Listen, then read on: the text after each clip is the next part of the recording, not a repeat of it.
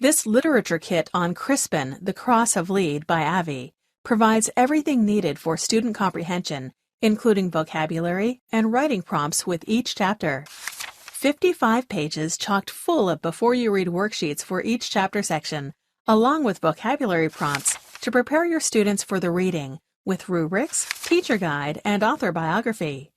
Determine whether Crispin would support the viewpoint "cruelty is contagious" in uncivilized communities. Brainstorm possible inscriptions on Crispin's cross that would cause Bear's reaction. Investigate the trade of a tinker as it would appear during the time of the novel. Reflect on life in England during the 14th century and compare it to today to find the advantages and disadvantages to living there. 6 additional writing tasks follow. Supplement an existing unit with in-depth writing tasks, such as investigating popular rhymes from England to find out the meaning behind them. A word search puzzle and comprehension quiz ends the unit. The easy marking answer key works by lining up perfectly with the matching question pages. 3 color posters, which are graphic organizers, completes the resource.